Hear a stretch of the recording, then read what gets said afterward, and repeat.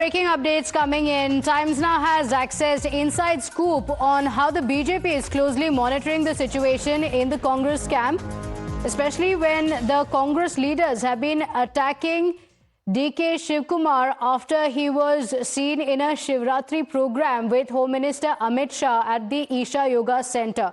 Sources in the BJP are not completely dismissing the possibility of sending feelers to DK Shivkumar. BJP sources believe that the Home Minister Amit Shah didn't have a problem in sharing the stage with DK Shivkumar. In such a situation, the BJP leaders believe that the decision to switch over has to be taken by DK Shivkumar. My colleague Ravikant is joining us on the broadcast with the details. Ravikant, interesting developments from the BJP camp, though DK Shivkumar has been left to clarify time and again after that event that he believes in his faith, he is with the Congress party. These are the clarifications that have come in, but time and again he has been asked to give a justification. What are the updates from the BJP camp?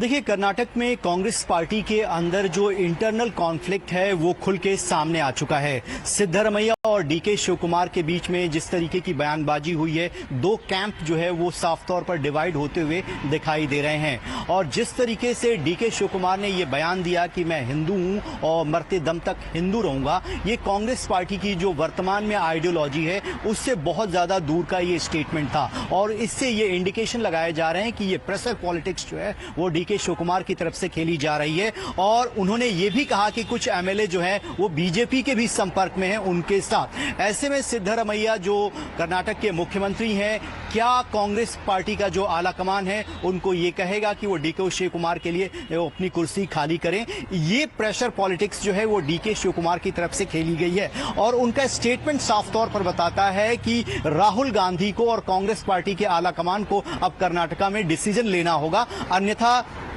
जो mail मिलाप की खबरें आ रही हैं कि DK Shivkumar जो है वो कुछ लोगों के संपर्क में है। और जब से उन्होंने केंद्रीय गृह मंत्री अमित शाह के साथ मंच साझा किया है, कर्नाटक में इस बात को लेकर चर्चा बहुत ज्यादा हो गई है। और इसके साथ ही कई जो पुराने कांग्रेसी नेता हैं वो डीके शिवकुमार को सपोर्ट भी कर रहे हैं कि कर्नाटका में जो विधानसभा का चुनाव हुआ उसमें डीके शिवकुमार ने बहुत मेहनत की और वो एक तरीके से ग्राउंड पर कांग्रेस पार्टी को मजबूती से खड़े किए हुए हैं। ऐसे में उनको मौका मिलना चाहिए, तो पार्टी के अंदर से ही स्वर उठ रहे हैं। लेकिन ये पूरी तरीके से कांग्रेस का इंटरनल मैटर है। भारतीय जनता पार्टी अभी इस पूरे घटनाक्रम को क्लोजली मॉनिटर कर रही है। जो वहां के स्टेट इंचार्ज हैं भारतीय जनता पार्टी के, वो अपने नेताओं से लगातार यहां पर फीडबैक ले रहे हैं। अब जो फैसला लेना है वो डीके शिवकुमार को लेना है कि अगर उनको ये ऐसा लगता है कि कांग्रेस पार्टी का आलाकमान उनकी बात नहीं सुनता है, तो वो उनका डिसीजन होगा कि वो पार्टी में रहना चाहते हैं या पार्टी के साथ बगावत करेंगे, कुछ एमएलए के साथ वो अलग जाएंगे।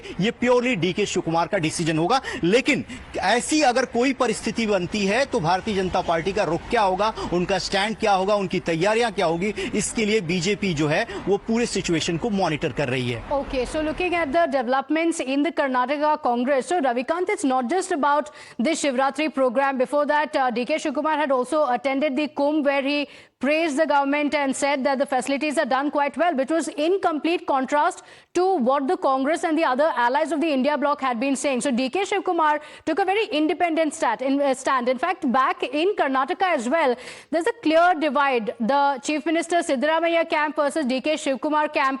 DK Shivkumar in an interview to Times Now had also hinted that there was a deal that he had with the High Command, and whether or not there will be a change will be interesting to see. So how much of that will also weigh in on this decision?